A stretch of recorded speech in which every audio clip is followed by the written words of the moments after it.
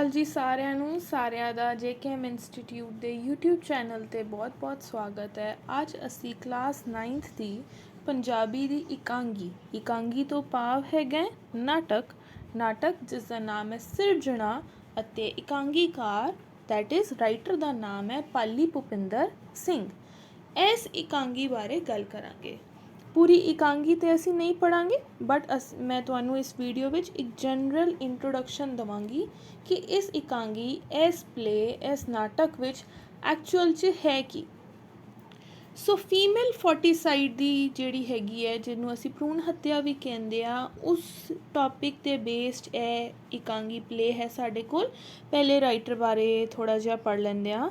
ਪਾਲੀ ਭੁਪਿੰਦਰ ਦਾ ਜਨਮ 6 ਸਤੰਬਰ 1965 ਈਸਵੀ ਨੂੰ ਮਾਤਾ ਸ਼੍ਰੀਮਤੀ ਚੰਦਰਾਵਲ ਕੌਰ ਅਤੇ ਪਿਤਾ ਸਰਦਾਰ ਵਿਸਾਖਾ ਸਿੰਘ ਦੇ ਘਰ ਪਿੰਡ ਜੈਤੋ ਮੰਡੀ ਫਰੀਦਕੋਟ ਵਿਖੇ ਹੋਇਆ। ਉਹਨਾਂ ਨੇ MA PhD Punjab university Chandigarh ਤੋਂ ਕੀਤੀ। ਇਸ ਸਮੇਂ ਉਹ DM ਕਾਲਜ ਮੋਗਾ ਵਿਖੇ ਲੈਕਚਰਾਰ ਦੀ ਡਿਊਟੀ ਨਿਭਾ ਰਹੇ ਹਨ। ਸੋ ਪ੍ਰੋਫੈਸਰ ਨੇ ਬਾਏ ਪ੍ਰੋਫੈਸ਼ਨ ਅਤੇ ਉਹਨਾਂ ਦੀ ਹੀ ਇਹ ਇਕਾਂਗੀ ਹੈ। ਠੀਕ ਹੈ, ਉਹਨਾਂ ਨੇ ਵਿਸ਼ਵ ਨਾਟਕ ਅਤੇ ਨਾਟ ਚਿੰਤਨ ਅਤੇ ਪੰਜਾਬੀ ਨਾਟਕ ਅਤੇ ਨਾਟ ਚਿੰਤਨ 2 ਆਲੋਚਨਾ ਦੀਆਂ ਪੁਸਤਕਾਂ ਵੀ ਲਿਖੀਆਂ। ਬਹੁਤ ਸਾਰੀਆਂ ਇਹਨਾਂ ਦੀਆਂ ਰਾਈਟਿੰਗਸ ਜਿਹੜੀਆਂ ਨੇ ਉਹ ਫੇਮਸ ਹੈ। ਸੋ ਸਭ ਤੋਂ ਪਹਿਲੇ ਹੁਣ ਅਸੀਂ ਇਕਾਂਗੀ 'ਤੇ ਆ ਜਾਂਦੇ ਹਾਂ। ਇਕਾਂਗੀ ਦਾ ਨਾਮ ਹੈ ਸਿਰਜਣਾ। ਜੇਕਰ ਗੱਲ ਕੀਤੀ ਜਾਵੇ ਤੇ ਕੀ ਇਕਾਂਗੀ ਦਾ ਟਾਈਟਲ ਢੁਕਵਾਂ ਹੈ, ਯਾਨੀ ਉਹ ਸੈੱਟ ਬੈਠਦਾ ਹੈ।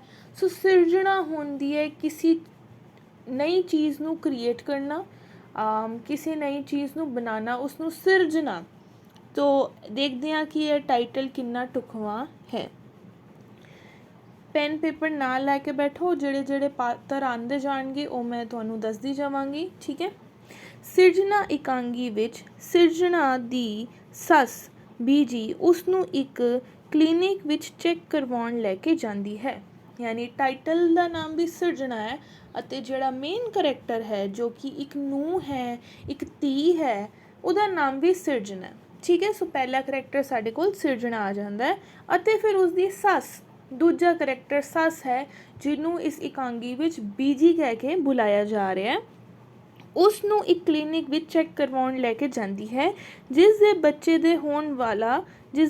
ਹੋਣ ਵਾਲਾ ਯਾਨੀ ਸਿਰਜਣਾ ਜਿਹੜੀ ਹੈ ਉਹ ਪ੍ਰੈਗਨੈਂਟ ਹੈ ਅਤੇ ਉਹਦੀ ਸੱਸ ਉਹਨੂੰ ਜਿਹੜਾ ਨਾ ਕਲੀਨਿਕ ਲੈ ਕੇ ਜਾਂਦੀ ਹੈ ਤਾਂ ਕਿ ਪਤਾ ਚੱਲ ਸਕੇ ਕਿ ਮੁੰਡਾ ਹੋਣ ਵਾਲਾ ਹੈ ਕਿ ਕੁੜੀ ਹੋਣ ਵਾਲੀ ਹੈ।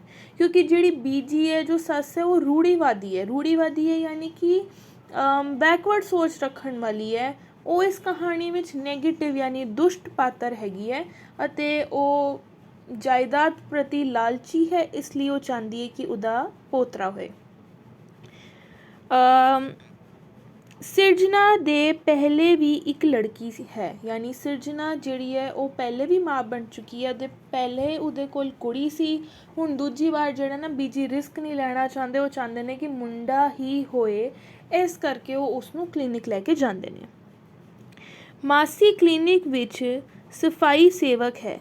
ਸਿਰਜਣਾ ਦਾ ਪਤੀ ਕੁਲਦੀਪ ਉਸ ਵੇਲੇ ਦਫ਼ਤਰ ਆਪਣੀ ਡਿਊਟੀ 'ਤੇ ਹੈ, ਯਾਨੀ ਜਿਹੜਾ ਉਹਦਾ ਹਸਬੈਂਡ ਹੈ ਉਹ ਡਿਊਟੀ 'ਤੇ ਹੈਗਾ ਔਰ ਉਹ ਜਿਹੜਾ ਹੈਗਾ ਪਤੀ ਦੇ ਰੂਪ ਵਿੱਚ ਹੈ, ਬਟ ਘਰ ਵਿੱਚ ਜਿਹੜੀ ਹੈ ਉਹ ਬੀਜੀ ਦੀ ਚਲਦੀ ਹੈ ਅਤੇ ਉਸਦੇ ਪਤੀ ਦਾ ਨਾਮ ਕੀ ਹੈ? ਕੁਲਦੀਪ। ਤੀਜਾ ਕਰੈਕਟਰ ਸਾਡੇ ਕੋਲ ਆ ਜਾਂਦਾ ਹੈ ਸਿਰਜਣਾ ਦਾ ਹਸਬੈਂਡ, ਜਿਹਦਾ ਨਾਮ ਹੈ ਕੁਲਦੀਪ, ਜੋ ਕਿ ਉਸਦਾ ਪਤੀ ਹੈ। ਬੀਜੀ ਪਰਿਵਾਰ ਦੀ ਜੱਦੀ ਜਾਇਦਾਦ 40 ਕਿੱਲੇ ਪੈਲੀ ਦਾ ਵਾਰਿਸ ਬਣਾਉਣ ਲਈ ਪੁੱਤਰ ਦੀ ਲੋਚ ਰੱਖਦੀ ਹੈ।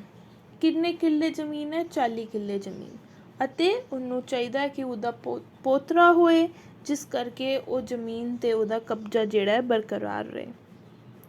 ਉਸ ਦੀ ਪ੍ਰਬਲ ਇੱਛਾ ਸਿਰਜਣਾ ਦੀ ਕੁੱਖੋਂ ਮੁੰਡਾ ਜੰਮਣ ਦੀ ਹੈ, ਯਾਨੀ ਉਹ ਚਾਹੁੰਦੀ ਹੈ ਕਿ ਇਸ ਵਾਰੀ ਉਹਦੀ ਨੂੰਹ ਜਿਹੜੀ ਹੈ ਉਹ ਇੱਕ ਮੁੰਡਾ ਜੰਮੇ, ਨਹੀਂ ਤਾਂ ਨਾ ਹੀ ਜੰਮੇ। ਯਾਨੀ ਇੱਕ ਹੋਰ ਕੁੜੀ ਜੰਮਣ ਤੋਂ ਚੰਗਾ ਬੇਸ਼ੱਕ ਉਹਨਾਂ ਦੇ ਘਰ ਦੂਜੀ ਔਲਾਦ ਹੀ ਨਾ ਹੋਏ, ਬਟ ਬੀਜੀ ਚਾਹੁੰਦੇ ਨੇ ਕਿ ਇਸ ਵਾਰ ਉਹਨਾਂ ਦੇ ਘਰ ਜਿਹੜਾ ਹੈ ਕਿ ਮੁੰਡਾ ਹੋਏ। ਡਾਕਟਰ ਨੂੰ ਸਿਰਜਣਾ ਆਪਣਾ ਦੁੱਖੜਾ ਦੱਸਦੀ ਹੈ ਅਤੇ ਕੁਝ ਵੀ ਅਮਾਨਵੀ ਕਿਰਿਆ ਕਰਨ ਤੋਂ ਬਿਜਦੀ ਰਹਿੰਦੀ ਹੈ। यानी ਉਹ ਦੱਸਦੀ ਹੈ ਡਾਕਟਰ ਨੂੰ ਕਿ ਬਈ ਜੀ ਮੇਰੀ ਸੱਸ ਜਿਹੜੀ ਹੈ ਉਹ ਡਾਢੀ ਹੈ ਤੇ ਪਲੀਜ਼ ਤੁਸੀਂ ਐਬੋਰਸ਼ਨ ਜਾਂ ਇਸ ਤਰੀਕੇ ਦਾ ਕੁਝ ਨਾ ਕਰਨਾ ਜਿਸ ਰਾਹੀਂ ਮੇਰੇ ਅੰਦਰ ਜਿਹੜੀ ਔਲਾਦ ਪਲ ਰਹੀ ਹੈ ਉਸ ਨੂੰ ਕੁਝ ਹੋ ਸਕੇ, ਕਿਉਂਕਿ ਆਫਟਰ ਆਲ ਉਹ ਤੇ ਮਾਂ ਹੈ, ਉਹਨੂੰ ਕੁੜੀ ਮੁੰਡੇ ਦਾ ਕੋਈ ਫਰਕ ਨਹੀਂ ਪੈਂਦਾ। ਮੇਨ ਫਰਕ ਪੈ ਰਿਹਾ ਬੀਜੀ ਨੂੰ। ਕਿਉਂ ਫਰਕ ਪੈ ਰਿਹਾ? ਜਾਇਦਾਦ ਕਰਕੇ। ਦੁਖੜਾ ਹੈ ਤੇ ਕੁਝ ਵੀ ਅਮਾਨਵੀ ਕਿਰਿਆ ਕਰਨ ਤੇ ਬਜਿਤ ਰਹਿੰਦੀ ਹੈ। ਸੱਸ ਨੂੰ ਦੀ ਵਾਰਤਾਲਾਪ ਦੌਰਾਨ ਕੁਲਦੀਪ ਵੀ ਦੁਚਿੱਤੇ 'ਚ ਡੁੱਬਿਆ ਆਖਿਰ ਆਪਣੀ ਘਰਵਾਲੀ ਦਾ ਸਾਥ ਦਿੰਦਾ। ਉਹਦਾ ਹਸਬੈਂਡ ਵੀ ਆ ਜਾਂਦਾ ਅਤੇ ਉਹ ਆਪਣੀ ਸੱਸ ਅਤੇ ਆਪਣੀ ਵਾਈਫ ਦੇ ਵਿੱਚੋਂ ਇਹ ਡਾਇਲੋਗ ਦੇਖ ਕੇ ਪਹਿਲੇ ਤਾਂ ਬਹੁਤ ਪਰੇਸ਼ਾਨ ਰਹਿੰਦਾ ਹੈ, ਚੁੱਪ ਰਹਿੰਦਾ ਹੈ, ਆਪਣੀ ਮਾਂ ਅੱਗੇ ਕੁਝ ਬੋਲਦਾ ਨਹੀਂ ਹੈ। ਕਿਉਂ ਨਹੀਂ ਬੋਲਦਾ? ਕਿਉਂਕਿ ਐਜ਼ ਅ ਮਦਰ ਉਹ ਰਿਸਪੈਕਟ ਕਰਦਾ ਉਹਨਾਂ ਦੀ, ਉਹ ਆਪਣੀ ਮਾਂ ਦੇ ਅੱਗੇ ਜ਼ੁਬਾਨ ਨਹੀਂ ਲੜਾ ਸਕਦਾ। ਬਟ ਇਨ ਦੀ ਐਂਡ ਉਹ ਆਪਣੀ ਵਹੁਟੀ ਦਾ ਸਾਥ ਦਿੰਦਾ ਬਿਲਕੁਲ ਐਂਡ ਮੂਮੈਂਟ 'ਤੇ ਅਤੇ ਆਪਣੀ ਮੰਮੀ ਨੂੰ ਜਵਾਬ ਦਿੰਦਾ। ਦੋ ਚਿੱਤੇ ਵਿੱਚ ਡੁੱਬਿਆ ਯਾਨੀ ਡਬਲ ਥਾਟਸ 'ਚ ਡੁੱਬਿਆ ਹੋਇਆ ਆਖਿਰ ਆਪਣੀ ਘਰਵਾਲੀ ਦਾ ਸਾਥ ਦਿੰਦਾ ਕਿ ਮੁੰਡਾ ਹੋਏ ਜਾਂ ਕੁੜੀ ਕੋਈ ਫਰਕ ਨਹੀਂ ਪੈਣਾ ਚਾਹੀਦਾ, ਇਹ ਲਾਲਚ ਜਿਹੜਾ ਉਹ ਛੱਡ ਦੇਣਾ ਚਾਹੀਦਾ। ਡਾਕਟਰ ਵੀ ਸਕੈਨਿੰਗ ਕਰਨ ਤੋਂ ਇਨਕਾਰ ਕਰ ਦਿੰਦੀ ਹੈ, ਯਾਨੀ ਜਿਹੜੀ ਡਾਕਟਰ ਹੈ ਉਹ ਵੀ ਸਿਟੀ ਸਕੈਨ ਕਰਨ ਤੋਂ ਮਨਾ ਕਰ ਦਿੰਦੀ ਹੈ। ਇਸ ਨੂੰ ਅਸੀਂ ਇੰਗਲਿਸ਼ ਵਿੱਚ ਸੈਕਸ ਡਿਟਰਮੀਨੇਸ਼ਨ ਟੈਸਟ ਕਹਿੰਦੇ ਹਾਂ, ਜਿਸ ਰਾਹੀਂ ਸਾਨੂੰ ਪਹਿਲੇ ਹੀ ਪਤਾ ਚੱਲ ਜਾਂਦਾ ਹੈ ਕਿ ਹੋਣ ਵਾਲਾ ਜਿਹੜਾ ਬੱਚਾ ਹੈ ਉਹ ਮੁੰਡਾ ਹੈ ਕਿ ਕੁੜੀ।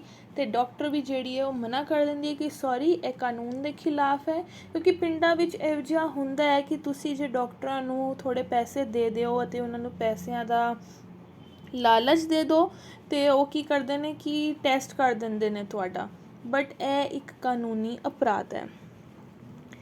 ਇੰਜ ਇਹ ਇਕਾਂਗੀ ਪੁੱਤਰ ਦੀ ਧੀ ਦੇ ਅੰਦਰ ਨੂੰ ਮੇਟਣਾ ਸਮਾਜ ਦੀ ਸਿਰਜਣਾ ਕਰਨ ਵਿੱਚ ਇੱਕ ਨਵੀਂ ਰੋਸ਼ਨੀ ਦਾ ਸੁਨੇਹਾ ਦਿੰਦੀ ਹੈ। ਕੀ ਮੈਸੇਜ ਦੇ ਰਹੀ ਹੈ ਸਟੋਰੀ?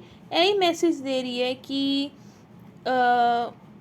ਸਾਨੂੰ ਜਿਹੜਾ ਨਾ ਇਹ ਸੈਕਸ ਡਿਟਰਮੀਨੇਸ਼ਨ ਅਤੇ ਮੁੰਡਾ ਕੁੜੀ ਅਤੇ ਇਹ ਸਭ ਤੋਂ ਆਵਾਜ਼ ਉਠਾਉਣੀ ਚਾਹੀਦੀ ਹੈ। ਮੇਨ ਗੱਲ ਜਿਹੜੀ ਹੈ ਦੇਖਣ ਵਾਲੀ ਹੈ ਕਿ ਜਿਹੜੀ ਬੀਜੀ ਹੈ ਉਹ ਵੀ ਆਲਰੇਡੀ ਫੀਮੇਲ ਹੈ ਅਤੇ ਇੱਕ ਫੀਮੇਲ ਹੋ ਕੇ ਹੀ ਉਹ ਦੂਜੀ ਫੀਮੇਲ ਦਾ ਜਿਹੜਾ ਸਾਥ ਨਹੀਂ ਦੇ ਰਹੀ। ਇਹ ਚੀਜ਼ ਦੇਖਣ ਵਾਲੀ ਹੈ। ਕਲੀਨਿਕ ਤੋਂ ਸਿਰਜਣਾ ਅਤੇ ਕੁਲਦੀਪ ਇੱਕ ਵੱਡੀ ਜਿੱਤ ਵਰਗੀ ਖੁਸ਼ੀ ਨਾਲ ਬਾਹਰ ਆਉਂਦੇ ਹਨ ਅਤੇ ਡਾਕਟਰ ਵੀ ਬਾਹਰੋਂ ਠੰਡੀ ਹਵਾ ਆਉਂਦੀ ਮਹਿਸੂਸ ਕਰਦੀ ਹੈ। ਅਤੇ ਹੁੰਦਾ ਕੀ ਹੈ, ਕੁਲਦੀਪ ਅਤੇ ਸਿਰਜਣਾ ਹੈ ਉਹ ਡਾਕਟਰ ਦੇ ਕਲੀਨਿਕ ਤੋਂ ਵਾਪਸ ਆ ਜਾਂਦੇ ਨੇ ਅਤੇ ਉਹ ਇਸ 'ਚ ਆਪਣੀ ਜਿੱਤ ਸਮਝਦੇ ਨੇ ਕਿ ਉਹ ਨਹੀਂ ਜਾਣਨਾ ਚਾਹੁੰਦੇ ਕਿ ਉਹਨਾਂ ਦੀ ਕੁੜੀ ਹੋਏਗੀ ਜਾਂ ਮੁੰਡਾ। ਅਤੇ ਡਾਕਟਰ ਨੂੰ ਵੀ ਚੈਨ ਦੀ ਸਾਹ ਆਉਂਦੀ ਹੈ ਕਿ ਉਹਨੇ ਇੱਕ ਚੰਗਾ ਕੰਮ ਕੀਤਾ ਹੈ, ਕਿਸੇ ਦੀ ਅੱਖਾਂ ਖੋਲ੍ਹਣ ਦੀ ਕੋਸ਼ਿਸ਼ ਕੀਤੀ ਹੈ ਅਤੇ ਇਸ ਤੋਂ ਹੀ ਸਾਡਾ ਜਿਹੜਾ ਚੈਪਟਰ ਖ਼ਤਮ ਹੋ ਜਾਂਦਾ ਹੈ। ਚੈਪਟਰ ਦਾ ਨਾਮ ਹੈ ਸਿਰਜਣਾ, ਮੁੱਖ ਪਾਤਰ ਦਾ ਨਾਮ ਵੀ ਹੈ ਸਿਰਜਣਾ। ਕੀ ਕਰਨਾ ਚਾਹ ਰਿਹਾ ਹੈ ਚੈਪਟਰ? ਭਰੂਣ ਹੱਤਿਆ ਯਾਨੀ ਫੀਮੇਲ ਫੋਰਟੀਸਾਈਡ ਦੀ ਜਾਗਰੂਕਤਾ ਦੇਣ ਦੀ ਕੋਸ਼ਿਸ਼ ਕਰ ਰਿਹਾ ਹੈ ਅਤੇ ਇਹ ਵੀ ਸੁਨੇਹਾ ਦੇ ਰਿਹਾ ਕਿ ਇੱਕ ਔਰਤ ਹੋ ਕੇ ਹੀ ਦੂਜੀ ਔਰਤ ਦੇ ਜਾਨ ਦੇ ਖਿਲਾਫ ਹੈ। ਅੱਜ ਦੀ ਡੇਟ 'ਚ ਇੱਕ ਹੋਰ ਕਰੈਕਟਰ ਹੈ ਸਾਡੇ ਕੋਲ ਕੁਲਦੀਪ, ਬੀਜੀ, ਡਾਕਟਰ ਅਤੇ ਮਾਸੀ। ਮਾਸੀ ਜਿਹੜੀ ਹੈ ਉਹ ਸਿਰਫ ਸਫਾਈ ਕਰਮਚਾਰੀ ਹੈ ਹੌਸਪੀਟਲ ਵਿੱਚ। ਉਹਨੂੰ ਲੱਗਦਾ ਕਿ ਸ਼ਾਇਦ ਉਹ ਡਾਕਟਰਨੀ ਨੂੰ ਕੁਛ ਗੱਲਬਾਤ ਕਰਕੇ ਇਹ ਕੰਮ ਕਰਵਾ ਪਾਏਗੀ, ਬਟ ਹੁੰਦਾ ਨਹੀਂ ਹੈ। ਮੇਨ ਐਪਰੀਸ਼ੀਏਟ ਕਰਨ ਵਾਲੀ ਹੈ ਕੁਲਦੀਪ ਦੀ, ਜਿਹਨੇ ਇਨ ਦੀ ਐਂਡ ਸਭ ਕੁਝ ਹੋਣ ਤੋਂ ਬਾਅਦ ਆਪਣੀ ਵਹੁਟੀ ਦਾ ਸਾਥ ਦਿੱਤਾ ਅਤੇ ਆਪਣੀ ਮਾਤਾ ਜੀ ਦਾ ਸਾਥ ਨਹੀਂ ਦਿੱਤਾ, ਕਿਉਂਕਿ ਉਹਨਾਂ ਦੀ ਮਾਤਾ ਜੀ ਬਿਲਕੁਲ ਗਲਤ ਸਨ, ਯਾਨੀ ਬੀਜੀ ਬਿਲਕੁਲ ਗਲਤ ਸਨ।